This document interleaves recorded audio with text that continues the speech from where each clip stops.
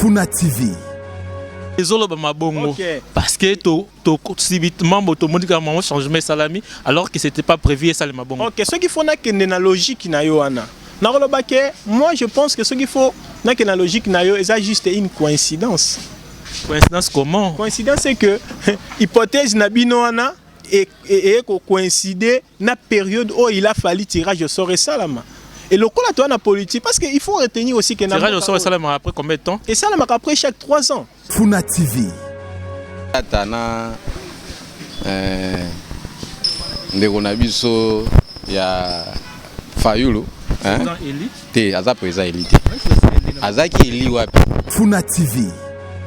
Nana osomba justice na combien justice eza indépendant justice mboka o depuis Fatia soit pouvoir et comment indépendant donc c'est-à-dire que tout tika la justice sala musala na ye on a lobano que te dossier ça même 10 ans. Ceux qui ne connaissent pas dossier, même 15 ans, kaka. Funa TV. En politique, et puis nous sommes dans un état démocratique. Nous sommes libre à n'importe quel mouvement. Raconte Yamata Tamponyo, na Martin Fayulu, et Kokiko bouger à Tasuki à IDPCT.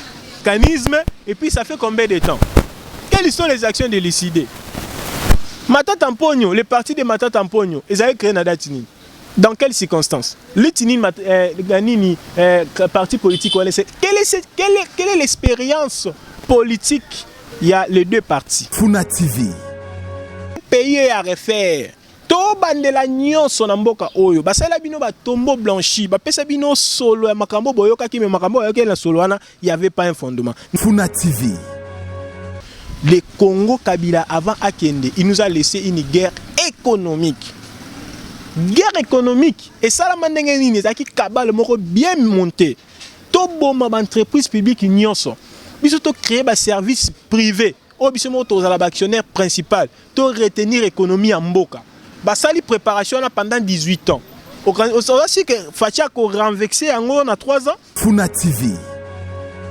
Sana kitoko ya kutala na YouTube yangoyo rendez-vous n'est pas market awande bubandu kuzwa bagag nanga butu nanga sana moko mona unini Funa TV wale zali puna bisu soko savonner na Funa TV uzwa babiluku ya bakodi ya me awa rendez-vous n'est pas market savonner bino ni on surtout pour buringu banda kuseka tala ndana hali babo ile mebi bangai kuseka staka kuseka pe ibiaka posa kuseka Funa TV zali sana yo bisu tutulingaka Funa TV ne zape pas Funa TV ou les ribango. Funa TV, la chaîne de performance. Funa TV, abonnez-vous sur la chaîne YouTube Funa TV.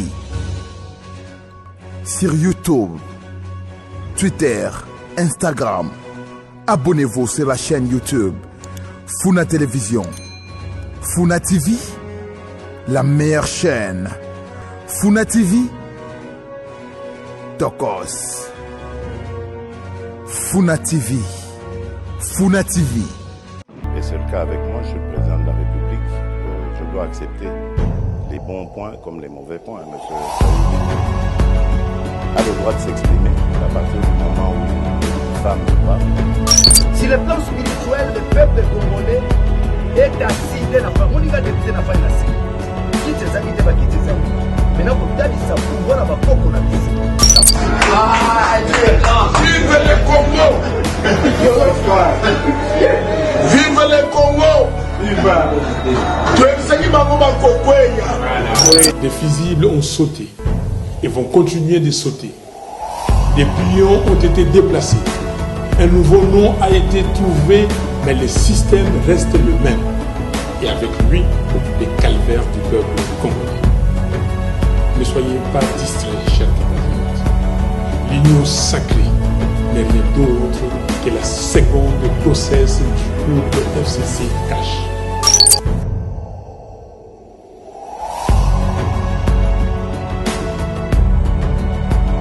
Fidèles internautes, très chers abonnés de Funa TV, bonjour et bienvenue dans votre émission avec le cardinal Semintingi. Comme vous le savez très bien que dans votre émission, nous avons l'habitude de décortiquer l'actualité politique de notre pays. Et vous le savez très bien que l'actualité est dominée par le remplacement de Dieudonné Kalouba par Dieudonné Kamuleta Badibanga à la tête de la Cour constitutionnelle. Et puis, nous aurons à débattre ça dans votre émission. Nous aurons aussi à parler du séjour du chef de l'État, Félix Antoine Tshisekedi, au niveau du Côte d'Ivoire et tout le appel les sources du Kametali Bongo.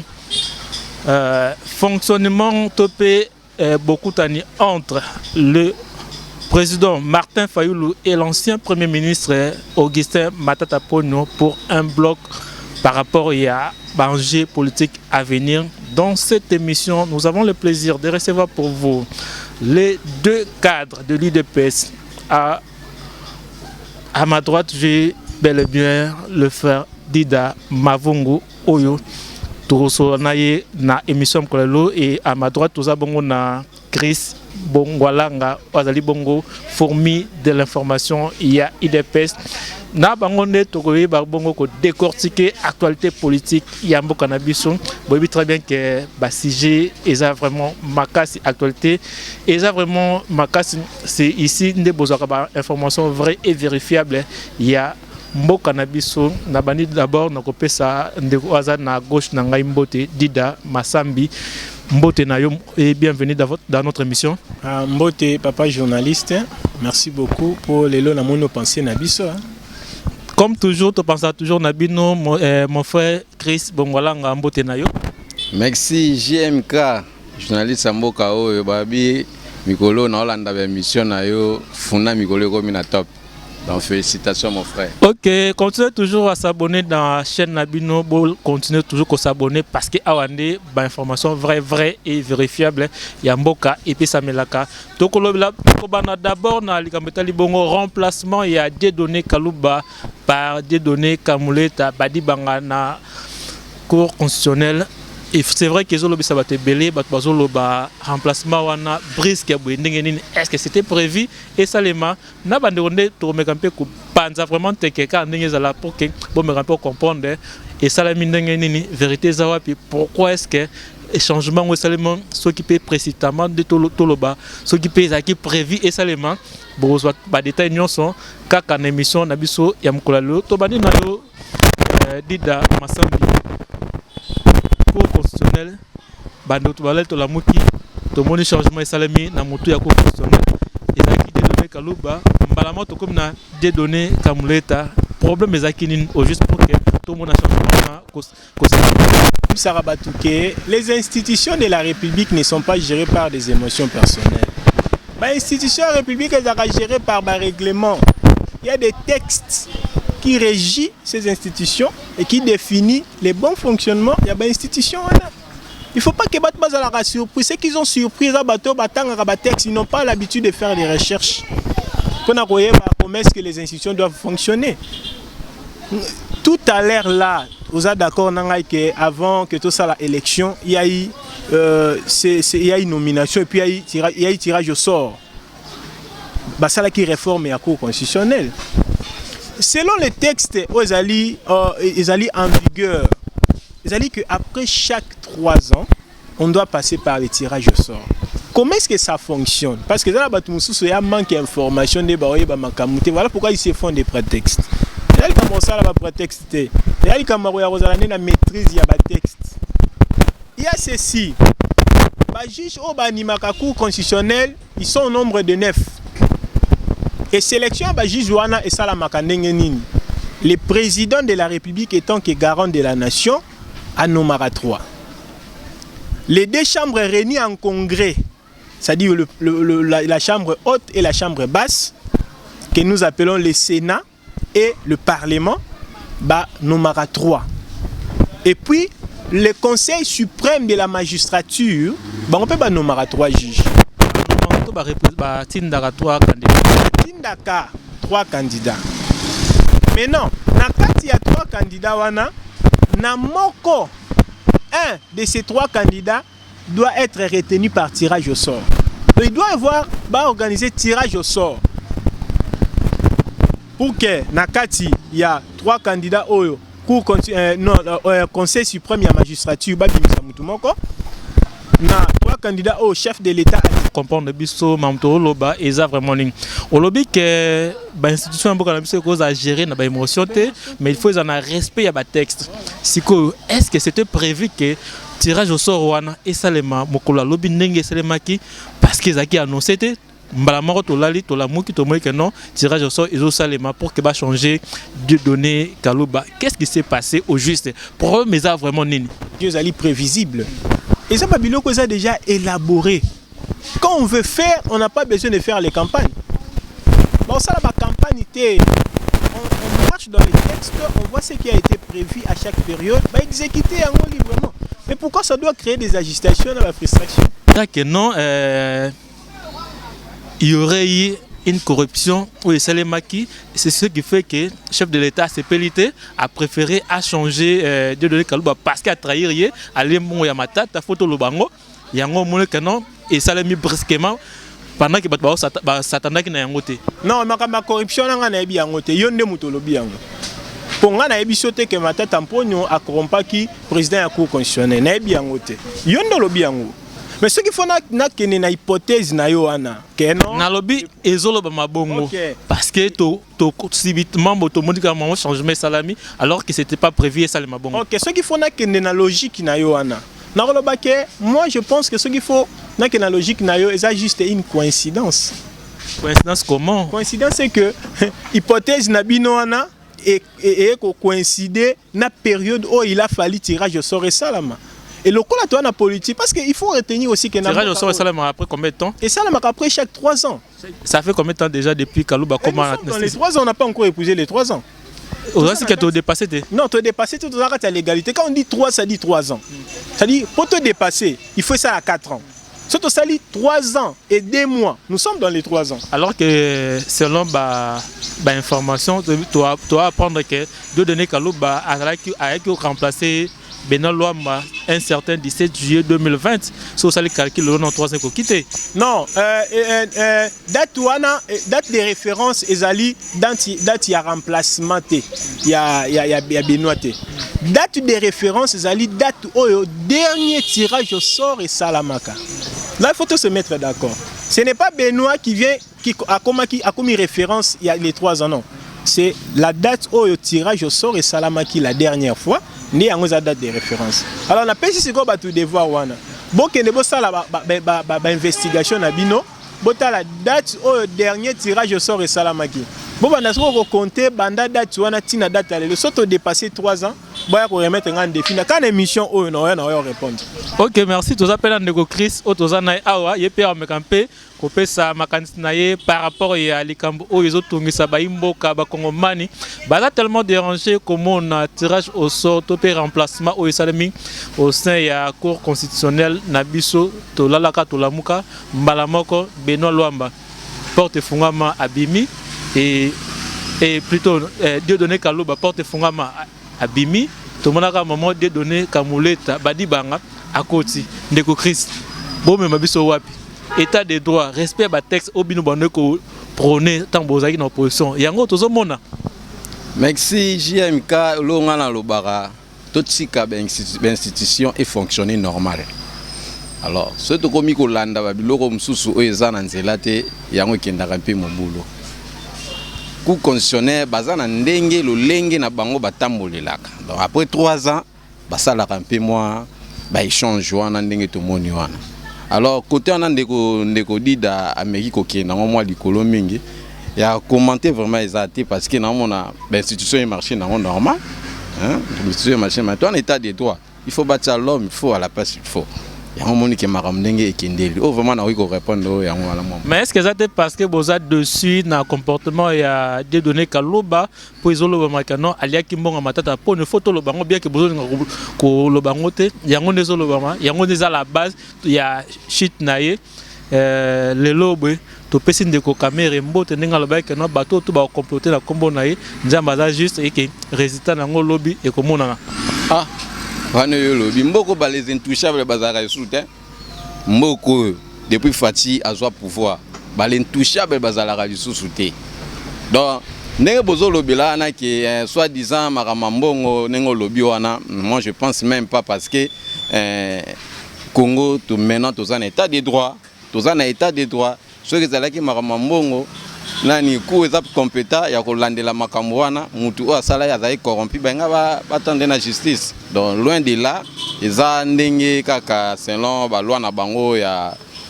mibeko ya mboka esengaki ki après 3 ans il faut basala changement wana ndenge omoneli wana. C'est ça. OK, merci beaucoup. Tozo continuer na émission na biso, ba question za biso, biyaneza ya ba invité na biso auto yambi bongo na plateau na biso ya mukula lelo. Ndeko dida baimboka bazo se kente makasi bazo se déranger vraiment makasi comme on a marambe salami kuna balobaki hier bino bozaki bongo ba chantre il y a bonne gouvernance ba chantre il y a état des droits mais lelo o bino mo boko de violation en violation mamutu bo sala bo continuer kana ko violer constitution na biso biso kezaki mwana mwasi te lelo viol wana engezala na ba dégâts nini. Ils ne sont pas verbales que Moutavandi Boye, non, il va constater une infraction Boye par ses sentiments, non. Tout ça dans un état de droit, nous sommes dans un pays où ils allaient régis par les textes comme Tobande Koluango tout à l'heure. Lorsqu'il y a des accusations, il faut que Moutaz ait la preuve pour dire que voilà, le Kambonga na lobby, je les soutiens par tel et tel élément. Parce que même viol, il faut flagrant, c'est ça là. On va déclarer un viol, peut-être qu'on va dire, non, il m'a violé, non. La viol, il faut flagrant César. Flagrant César, on ne peut pas parler du viol. N'ingé remplacement n'est pas mis au sein de la Cour constitutionnelle. Vous pensez qu'il est respecté vraiment la texte n'ingé et c'est légitime et c'est légal. Point barre. Si c'est légitimité, bateau ba moni légitimité qui vient nous prouver que non, ce n'est pas légitime. Ce qui l'égalité il y a tirage ouana qui vient nous prouver qu'il n'y a pas l'égalité. Et rien à voir na au tozo réseau ba makano aleki mbongo ya matata pono yango ba débarquer ba tie mopandi parce que le chef de l'état estimé qu'il y a l'homme de confiance té ba bele ba koma agitateur ba rimer ndé na lobel boso que le monde politique c'est un monde bato ala la lamu ki boye a pesi position na. Donc biso toza na kati ya droiture toza na kati état de droit toza na kati ya logique toza na kati ya légalité toza na kati ya légitimité peu importe ma coïncidence il y a des propos qui ont engagé Bango Kaka. Parce que nous, ça ne nous engage pas. Il n'y a aucun membre de l'IDPS, aucun moi Bimina Télé, le secrétaire général Augustin Kabouya que j'ai sali en passant, le président Miss Makuta, le communicateur privé du chef de l'État, a Bimina na télé pour dire que non, voilà, des données à des tournages qui m'ont demandé à moi de moni bâtir de côté. Non, non. Parce que ce tirage au sort, ils ont même médiatisé. Juge la Cour constitutionnelle. Donc, Baye Bakengote, surpris. Tant bien bolo Bakengote, nous sommes dans la légalité. Qui trompe qui? Non, il est passé dans le tirage au sort. Voilà. Sans plus tarder, un peu Kolobassou, il y a une rencontre pour les salami Mokolalo entre ancien Premier ministre Augustin Matata Pono au place à la base, au place à Cité, dans le caméra, il y a bon changement, il y a la Cour constitutionnelle. À côté de Mokolalo, na candidat de Babengaka Maléré. Il y a l'élection 2018, bien que na niveau na bango ya lamuka baka président élu par le peuple congolais à 70% de l'élection, ça n'engage que bango ne balo bakango. Lolo bakutana ki na matata ponyo to koloblape yango mokulalo na bando na so baza ana to matata ponyo akutana Martin Fayulu pour na sala bloc ya opposition. Ezo banki sabino te. JMK wana za tete. Vraiment kokutana ya ndeko matata na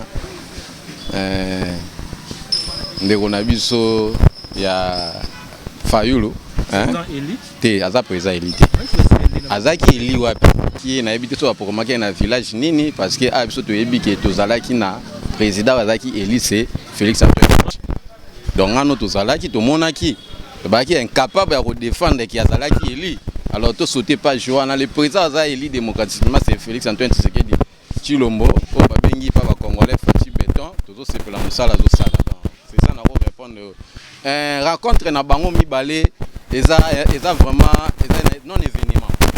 Vous comprenez, Bazali Banda, et pas na biso to mona wana, ils ont dans lisano ya mukie, ils ont dans le moroté. Félicitations, ils ont deux camarades, babeti na bango tout bakutani, ils ont dans du solo, ba solo li et koki mais ko déranger vraiment pouvoir en place c'était quand même. Donc toyebi baza batumo baye bana depuis ka yo mona ora lelo. Bakutana na bango lelo. Pour le londe ba médiatiser ngo comme na média de l'EPC information. Bakutana ka ba mila ensemble bazala ensemble. Donc le londe ba meko binisa yango po bamona mais po na biso toyebi ke bazalaka na bango et po na biso eza nango nino événement fonctionnement ya gouvernement tambola nango bien mameta nango bien nani bazoluka biso mtozoluka ndeko j'aime kana yebisa ki mboka oyo bato balobaki baza intouchable époque wana ezaka isusu te soki ndeko aza na dossier ekolanda ye même esali 10 ans même akomi président parti politique même akutali na mutu wana ozolobana nani président Martin Fayulu po azalaki élite président ya SID donc c'est ça ce qui sali même dossier sali 10 ans na mboka o ben touchable bazaka isusu te bakolandela dossier wana Fati Beto azana donc c'est-à-dire que coup conditionnel na mibeko ya mboka tout le monde aza libre ceux qui azana ba problème na ye bakolandela ye c'est simple encore le bano wana donc mboka ben touchable bazaka isusu te même ndeko azana dossier sali 20 ans bakolandela ye non somba justice na combien justice eza indépendant justice mboka o depuis Fati soit pouvoir et comment indépendant donc c'est-à-dire que tout tika la justice sala musala na ye on a le bano que te dossier sali même 10 ans ceux qui ndeko azaki na dossier na ye même 15 ans bakolandela ye kaka donc c'est ça na ko lo bana yo kanende ko lobi mais ndeko dida na ebité to mekano pe ko loba est-ce que ko sangana ya Martin Fayulu na Augustin Matata Ponyo il faut que ça nos problèmes faut vous le la dossier on a bukangalo au besoin ka tout prix condamnation alors pour aboika ko kota union sacrée to l'année la Matata Ponyo ye po yende na base ya makambo ya tirage au sort ya cour constitutionnelle non Matata Ponyo n'est pas la base ya tirage au sort ya cour constitutionnelle ce sont les textes qui sont à la base des tirages au sort ya cour constitutionnelle non c'est ça la logique la dossier c'est ça même attendement na yo fondement ya organisation wana ce n'est pas Matata Ponyo fondement référence ya organisation wana ce sont des textes bah c'est référé sur que na cour kuna au monde qu'il y a un document ou quelque chose qui circule que non pour avoir organisé tirage au sort au niveau cour constitutionnel on s'est référé na Matata Ponyo non ça n'a rien à voir avec Matata Ponyo ça a à voir avec les textes qui régissent la cour constitutionnelle mais bozo luka mutu na parce que bokota na union sacrée bosenga ki ya kota asadre na union sacrée boy na abi non ya tikali libanda aza neutre azolandela asa lutte na ibanda et puis à se déclarer candidat président en 2023 yango bokomo créer ba dossier union pour que boluka tout prix ko créer les mutu ba dossier mutu azali déjà na ba dossier qui créé par lui-même mais poursuivi par la justice mais quand on dit que biso tozoluka ko créer les ba dossier ouais ce ko tangela ngata dossier moko na bi que yo za journaliste mais tout neza ya ngai ba réponse eza yo est-ce que otangela ngai dossier moko ezali créé par bino na habité banani biso bata IDPS président de la République ou bien population parce que c'est bino na soto tchanga na français ça dit on c'est un pronom indéfini biso to créer les Matata Ponyo dossier pourquoi Matata Ponyo se créa ba dossier pendant qu'il était en train de gérer ce pays étant que premier ministre et ba dossier wana ndenge que ça lobi que la justice ngala ba que la justice dort la justice ne meurt pas justice alala ki pongi po batu balali sa justice pongi maintenant que justice est l'amour qui na sommeil na je crois il y a 18 ans elingi sikoyo banda ko poser ba action na bango en quoi et pourquoi nous devons être responsables il y a ba décision na ba dossier au mutuye moko se créer qui pendant qu'il était en train de gérer ben infraction ce n'est pas des infractions où ezali commises na 2000 na pouvoir ya Fati ce sont des infractions qui ont été commises na pouvoir na régime elekaki mais poursuivies par la justice. Donc nous sommes dans un état de droit, chaque institution est ça la musala nango. Donc nous on n'a rien à voir avec ces dossiers ni de près ni de loin mais seulement que bateau bazali censé à faire appliquer la loi, ils sont en train de faire appliquer ce qu'on appelle la rigueur de la loi. Alors Mouton Sahebi qu'il a encaissé l'infraction lorsque la loi s'est réveillée pour maintenant poursuivre. Donc il ne faut pas faire des hypothèses corrélées à la personnalité de l'individu. Donc nous on n'a rien à voir avec ça. Vous n'avez rien à voir dans ça, mais est-ce que vous comprenez que la justice s'est déclarée incompétent et a jugé Mwanamboka Augustin Matata Ponyo? Ce sont les erreurs des droits. Tant que la justice et lobby que non, un dossier à 100 jours, 20 ans de prison. Après avoir fait des analyses, des études, ils ont constaté que non. Il y a quelque part, et là, on échappa qui on doit revenir. Il y a quelque chose peut-être échappa qui, pendant les enquêtes, qui se crée, qui est vraiment important. Ils ont servi, ils ont une décision rationnelle et optimale. On doit revenir à la décision, à la fausser. C'est ça la loi. Voilà pourquoi en tant que témoin, on lui dit ceux qui ont amené juge une erreur, c'est un faux témoignage. On va découvrir que l'entraîneur qui juge une erreur, décision à juge une erreur, on va te poursuivre. En politique, et puis nous sommes dans un état démocratique. Nous tenir ça libre à n'importe quel mouvement. Raconte Yamata Tamponyo na Martin Fayulu et Kokiko bouger à Tasuki à IDPCT. Mécanisme, et puis ça fait combien de temps? Quelles sont les actions décidées? Mata Tamponyo, le parti de Mata Tamponyo, ils avaient créé Nada Tinini. Dans quelles circonstances? Le Tinini, parti politique, quelle est l'expérience politique? Il y a les deux partis. Parce que nous sommes en politique. On doit réfléchir en tant que des politiques. Nous devons parler en langage politique. Quelle est l'expérience politique? Il y a les deux personnalités. S'il faut répondre à la préoccupation, non. Est-ce que vous savez très bien que le chef de l'État actuel, Félix Antoine Tshisekedi, lui-même a déclaré que les changements, c'est Martin Fayulu à Genève? Non, il faut, tu sais, la politique... la politique c'est un monde morobo mystique. Hein. Non. La politique est un monde mystique. Pourquoi vous êtes rentable en janvier, n'a déclaré rentable parce que tu as été rentable en janvier. Par rapport à la circonstance, mais en février, ceux qui ont décliné, il y a des gens qui sont rentables. Cela ne peut pas empêcher que le quoi est rentable en janvier parce que tu as osé faire quelque chose, peut-être on peut quand même compter sur lui. Mais après avoir coaché au secteur, on sera libre de... Il y avait une trahison.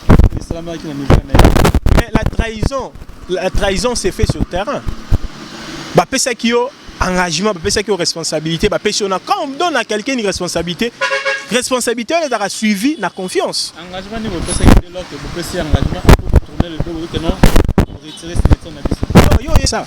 Ces deux messieurs-là, ils ont failli vendre les Congo. Ils ont failli trahir tout le peuple congolais. Aujourd'hui. Par rapport à quoi? Parce que par rapport, on dit par rapport Rwanda Amina Bisso, le chef de l'État Zobenga Paul Kagame, mon frère, alors que les Congolais ne savent que non, Rwandais ne savent pas Bisso, non, il faut pas oublier de faire la différence entre la relation diplomatique et la gestion de l'État. Hein? Le comme relation diplomatique. Non, à l'époque à Kabila, les Aïkinini trahison. Bien, il faut faire la différence entre la part des choses, il faut bien le dire, la part des choses entre la relation diplomatique et la gestion de l'État. Quand on parle de la gestion de l'État, on voit des décisions qui engagent la nation. Mais quand on parle des relations diplomatiques, on voit la dépendance par rapport il y a positionnement géographique, économique et social, qui n'a rien à voir avec les décisions internes. Congo décider sur les réformes, sur les engagements, sur les nominations de la République démocratique du Congo ou sur la vie économique de la République démocratique du Congo. Donc nous sommes dans une relation diplomatique, mais chacun est autonome. Nous devons s'imprégner dans la gestion à Moninga ou à s'imposer dans la gestion à Moninga. Mais ça l'a raté. Bon, en fait, pendant 18 ans, Mandeko basalaki babomaki volet diplomatie makasi. Donc arrivé à chef de l'État, président de la République Fatou Béton, nous monique moi ouverture et comme ko sala moi mingi na ba pays où tozaki un peu moins bloqué. Kaya Rwanda na biso eza na ngoteke o biso na Kagame tozalaki nani nengo lobi wana lelo soki T. Bon, en fait, nous avons le moro. Surtout ensemble, surtout Monique et Moro te faire comprendre que nous avons face. Donc, pour la République, nous sommes d'accord que nous avons une collaboration avec Moro Boé, puis na 4 minutes ba makambu, abetanga biloko cessé. aza d'accord te suka olingane un moto il faut na lukele nani plan B on a rosa la neni maile nae. Donc c'est ça être un grand leader.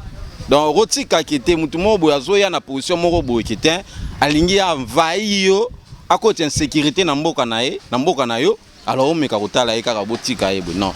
Ya on que président de la République cette fois-ci buzoba nyonso oyo ezalaki ya kala e kosala ma société na mboka oyo. Oyo ezali mboka état de droit mutu nyonso azali libre ko circuler partout na au place oyo azali na province nyonso oyo azali. Ya on chef de l'état lobi que cette fois-ci ba guerre ya buzoba wana akotolola ngo lisusu te alaki ba congolais pe alakaki ba congolais ke ava alongwa mboka oyo ekozwa kimia ya omoni ke diplomatie eza makasi pona koluka moyen ya kotia kimia na kati ya mboka tombe enseignement na biso to moni coup déjà commence la polémique na ba réseau koloba ke ba déclaration chef de l'état salaki enseignement na biso eza vraiment en bas parce que ba enseignant na biso bango pe bazana un niveau très bas. Est-ce que mokonzi mboka avec ça ba déclaration et modèle wana pona mboka na ye trayo ou avancer na profession na yo. Donc par là on a que il est batuba comprendra toujours le président de la République Félix Antoine Tshisekedi capacité à comprendre l'esprit de la lettre. Il y a ba déclaration au chef de l'État à ça. Il faut être à la paix intelligent. C'est-à-dire un chef de l'État dans sa déclaration c'est-à-dire à tenir compte à l'obino c'est autrement dit apprendre à annoncer bino kena mikole koya.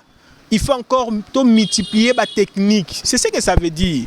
Kena mikolo ezoya a nié compétence ya ba professeur te.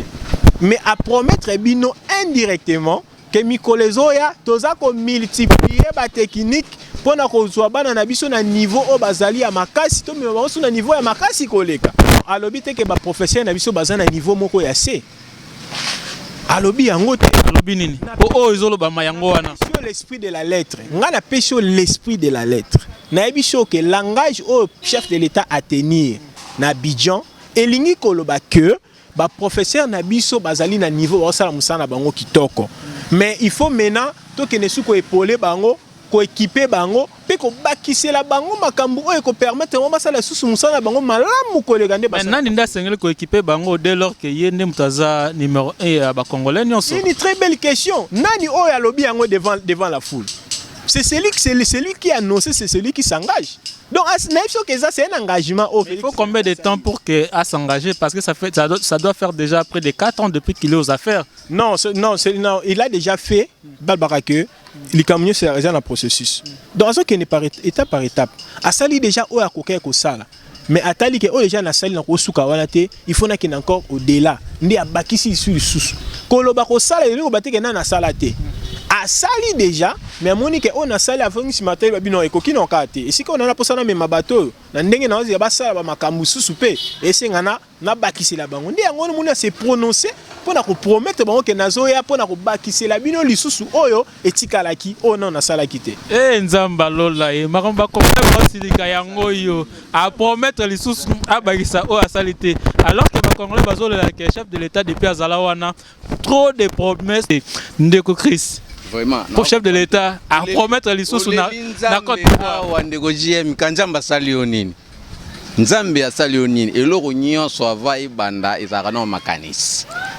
Obule ndenge nini yo sala po o avancer. Chef de l'État o nyonso lobaka tikala réaliser kaka. Desinini aloba a réaliser na tango to na moko aloba ki a déplacer état-major awa eke na est. Et salema aloba ki a rosala Congo allemand d'Afrique. Et Salema, alors que a recréé un millionnaire congolais. Et Salema répond à ce. Voilà. Pour nous, il faut que moko enseignement gratuit enseignement exact. Tobani non na baki osala. Non malembe papa. Bato wala na biso ba posa comprendre biso. Alors que a redéplacer étape major awa eke na est. Et Salema te yo kakasi. Olobi ke to ki malé. Papa ngana tuna mituna. Yo répondre na mituna na ngai. Yo kako répondre je dois na répondre facilement. Au moni chef de l'État banda Zumboka Oyo. Ça fait maintenant 3 ans on t'écoute tout au Comment bossa na ba date? Alors, bossa no elo mo. Yoka, to say elo mo côté. Nani gratuité enseignement yo zo mona yango te. Pour nous, gratuit enseignement, Simbe, tu es Simbate. Donc, il y a une gratuité enseignement. On a tout dans cette question. Simbe, tu es Simbate. 100%, 80% à récite. Vous comprenez? Pour nous, bah, grève, on a ça, ma partie par là, ils ont le Marocain. Grève et grève mais grève et tout ça, c'est sincère. Grève et zate. Grève et zate. Bah, bien, bah, enseigner, bah, bien payé. Bien. Vous comprenez? Pour 18 ans, il y a des grève, il y a jamais vu. Depuis Félix Antoine Tshisekedi, il a pouvoir, la grève est limitée. Par rapport à il y a 18 ans passés, nous avons à l'école primaire, nous avons foutu l'autre côté. Vous comprenez? Nous avons foutu l'autre côté. C'est important.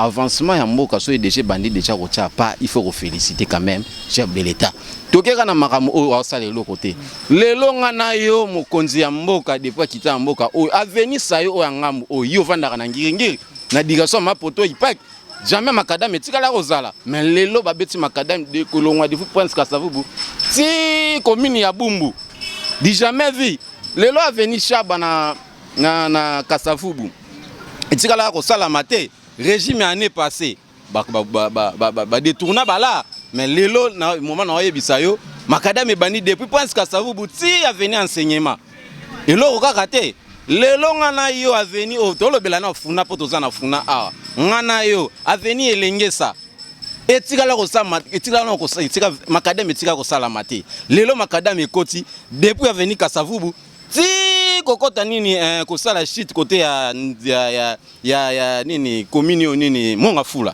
etika la kosala mate bien que sombo le beti ma etonda na pongunza aisala combien minutes atiaka batu na posu pour que baleka eza biloko moko boye moi carnivore ko conseiller moi bande ko na biso ko boaka ka biloko na kati ya ba carnivore te ya mo mukekika moi bamboye ma ba ma etonda on comprend donc misala ezo sala ya minene na mboka oyo misala ezo sala minene na kati ya mboka oyo visibilité mon konzi vraiment assuré surtout pour na biso ba les fourmis de la communication tozo sala musala makasi je pense zwaka temps Hollande biso au monde akité mon konzi mboka o sala makambo 3 ans de chef de l'état sali ici faut côté au PSAE continue dans ces pays Fachi aille à refaire le Congo était à refaire dans le Congo il n'y avait pas continuité mon cher. Toutes les entreprises de base, la force économique à Mboka, privatiser yango, pesa yango, étranger, créer les bino, millionnaires, ya Paris foot, na mususu ane zarani, zarami balet hein. Na winner. Beaucoup ma millionnaire par hasard, na Mboka o. Pilier à Mboka entreprise de base, quoi isa yango. Ces pays étaient à refaire. Yango Monique, parce que nous sommes en train de refaire les choses. Il n'y avait pas continuité. Dans ces pays, il n'y avait pas continuité. On a passé exemple moko. On a bien la continuité, il y a pouvoir passer. Jusque-là, c'est vrai que Bozo vanté au Union Sociale d'État, mais les Congolais, au Baola, Nabiso, Tissiko, Bazo continue à coller là. Rien ne marche. Je vous dis, avant Batongandaku, il faut d'abord bâtir fondement. Oui, pourquoi pays Oyo, tout ce qu'on construit, c'est parce qu'il n'y a pas un fondement. C'est ce que les Congolais ne comprennent pas. Fachi Azali Kotia d'abord fondement. Chaque jour qu'il y a une différence entre la solution et la Fachi et la solution et le régime et les kaki. Fachi est en train de nous donner des solutions durables. Parce qu'il a trouvé aussi des problèmes durables. Nous fondement, mais pendant que tu as un fondement, total la paix ailleurs, comment est-ce que tu as d'abord quelque chose pour que Batouba s'agite? Le Congo est en train d'être refaire, on refait. Au Congo, on ne fait pas la continuité, nous sommes en train de refaire. Il n'y avait pas de fondement, mon cher ami. Alors voilà pourquoi tu as dit qu'il faut donner le temps au temps. Nazongi, ce qu'on a question, tu n'as qu'une de Chris. Aïe Bisayo, au tourner le bino, Fatia Pesa qui va promesse. Promesse, alobaki boy, alobaki makambu, il y a Nengo Sitele wana. Tangiwana. C'est fait, ce sont des choses qui se font par processus. Quand on parle du processus, il y a des étapes. Il fallait qu'on tout n'angai, pour en avant, il fallait tout n'angai, pour n'angai question, il fallait attaquer à saline, il fallait tout n'être commis wapi. Né n'angai, au moins il y a tel promesse un tel, tu comme une étape un tel. Promesse un tel, tu comme une étape un tel. Parce que Fatina sisi mandat n'a été. Tu makamboka oyo nenge zalaki. Parce que mboka oyo ezalaki tombeau blanchi. Voilà na episode V. Tango Allemagne d'Afrique. Non, là, mais tout commence par l'habitude autant à la Bible, Nzamba créa mokili, il a banda par penser. y a maquette na pose la première pierre. Ça a une ressemblance pe na image nzambe, c'est tout à fait normal que mutu asala mokili a défini ça fonctionnement monde c'est Dieu. Nous surtout ça la photo na logique nzambe. Il a commencé par penser après matérialiser. Donc il y a processus soit là soit respecté et là au moins ça la maté. C'est payé à refaire. To bandela nyonso na mboka oyo basala bino ba tombeau blanchi ba pesa bino solo ya makambo boyoka ki me makambo yoka na solo wana il y avait pas un fondement nangi na chité lo mo capital il faut ba yeba ka yango lelo que le Congo Kabila avant Akende il nous a laissé une guerre économique et ça la mandenge nini zaki kabale moko bien monté to bomba ba entreprise publique nyonso biso to créer ba service privé. Au bisemo tozala actionnaire principal, to retenir économie en mboka. Basali préparation pendant 18 ans. Aussi que Fatia ko renvexer yango na 3 ans, tel na ba diversité na yango ya ba secteur na yango, ko créer ba industrie na 3 ans. Entre temps il y a les social qui est en faillite, entre temps il y a la rémunération, il y a salaire, qu'est-ce qu'il dit? Il y a ba fonctionnaires et les restes. Oh, il faut voir augmenter ni le pouvoir d'achat na bango, il faut voir des routes qui construisent, il y a ba usage unique, il faut maintenant faire des routes durables. Et tu penses que toutes ces solutions, il faut tout ça là yango na 3 ans, c'est impossible. Ce qui le moni ma associé les bardé. Je vous dis que dans le Sabino explication moi très capital il faut ba congolais ba retenir pour que Fati arriver qu'on réussir qu'on stabiliser le prix des biens parce que tout ce que vous voyez là augmentation des prix des biens sur le marché ce sont des coûts politiques. Qui déjà bien préparé. Kabila savait qu'il devait partir, mais avant qu'Akende, il devait mettre un système économique pour combattre Fati. Pour que Fati aille quitter sa biloko il faut Fati a créé une entreprise pour remplacer les privés. Et c'est combien de services ça a produit dans le Congo? Il faut créer combien d'entreprises? Au salon on a 3 ans. Tu penses aux hommes sûr? Entre autres, il y a des problèmes sous ces actes qu'il faut résoudre. Donc, ce que nous allons demander au peuple congolais, c'est d'être patient. Il faut d'être patient et en plus donner la chance au président de la République. Donner la chance au président de la République. Donner la chance au président de la République fondement pour que l'Obinabino est la meilleure et que Congo est comme Allemagne d'Afrique selon le chef de l'État à la Rakibino. Espérons que tous les millionnaires congolais, le chef de l'État à la Kaking. C'était là le vôtre cardinal Semin Tsingi. Tu as un communicateur, tu peux former. Il y a eu de pèse. Tu partages na bango, na likambeta libongo dossier. Cour constitutionnel, tout le monde peut séjour à chef de l'État na Côte d'Ivoire et tu es consulté bon on a le Kambetali rencontre Martin Fayoulou na ancien premier ministre Augustin Matata Pognon. Ceux qui bossent dans l'émission, bon continuer toujours pour ça la biso ba si gestion na ba travail ba numéro bozo mona na sewana et bon continuer peut ko liker na vidéo oyo bon partager bon s'abonner na chaîne Abino parce que awande pour avoir des informations vraies à temps réel. Émission Oyo, ce n'est qu'une partie remise. Torozong a sous Torozong il a sous bandeko pour que tu continues sous deuxième partie parce qu'il y a Roloba et c'est belé mais déjà dans mon Dieu merci Kembo a salanga sinike to déborder vraiment makasi to kotani Mbalasima na prochaine émission. Restez toujours fidèles, continuez toujours à s'abonner na émission na chaîne Nabino et awa brozala jamais dessus. Bye bye. Et c'est le cas avec moi, je suis le président de la République. Je dois accepter les bons points comme les mauvais points. Monsieur a le droit de s'exprimer à partir du moment où une femme parle. Si le plan spirituel, le peuple congolais est assis de la femme, on y va débuter la femme assis. Qui te zaki te baki te zaki. Maintenant, pour t'as dit ça, pour voir la bako qu'on a dit. Vive le Congo! Vive le Congo! Des fusibles ont sauté et vont continuer de sauter. Des pions ont été déplacés. Un nouveau nom a été trouvé, mais le système reste le même. Et avec lui, les calvaires du peuple congolais.